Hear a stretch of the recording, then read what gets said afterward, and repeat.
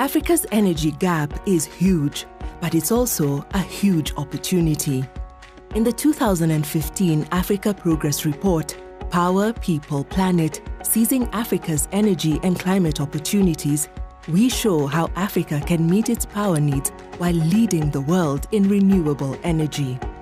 How big is the energy gap? 2/3 of Africans lack access to electricity. That's 621 million people.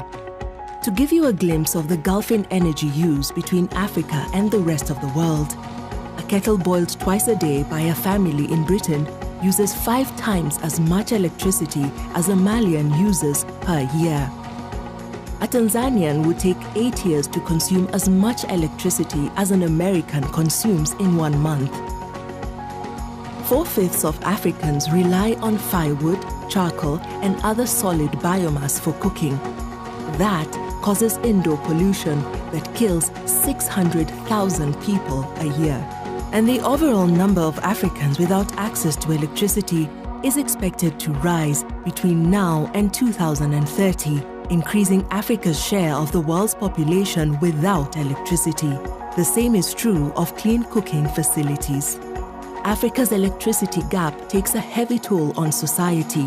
Education efforts are seriously undermined because a huge proportion of primary schools lack access to electricity.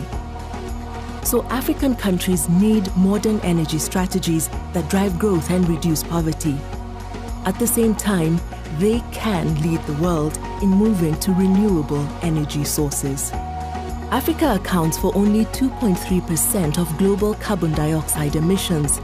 It can avoid the high carbon trajectory followed by China, the European Union, and the United States by leapfrogging onto a low carbon energy pathway, just as it has leapfrogged straight to mobile phones. Africa's energy investment opportunity is also huge.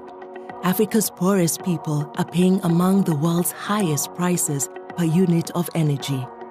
Africans who live on less than $250 a day spend $10 billion on energy.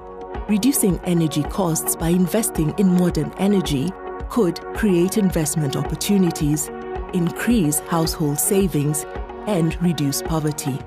In our report, we examine the powerful current of change that is sweeping across Africa's energy systems.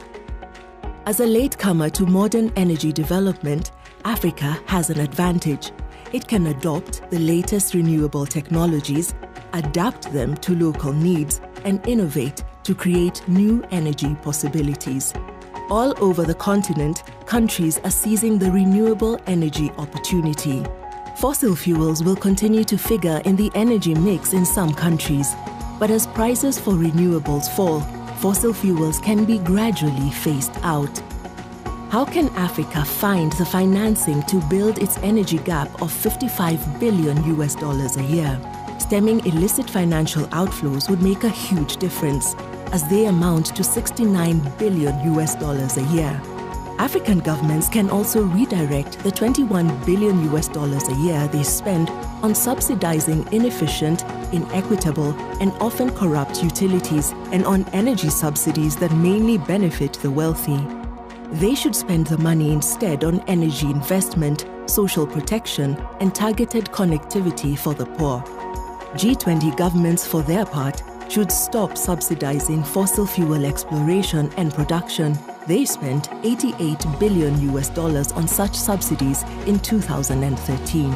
African governments must seize the opportunity offered by the global climate talks in Paris in December to call for investment in modern energy for all Africans and help to adapt to the effects of climate change. So far, global climate finance arrangements have failed Africa. This must change. At the climate talks in Paris, African governments have every reason to insist on measures that limit average global warming to 1.5 degrees centigrade while showing the way to the low-carbon future we all need. As the 2015 Africa Progress Report shows, the global climate moment is also Africa's moment to lead the world.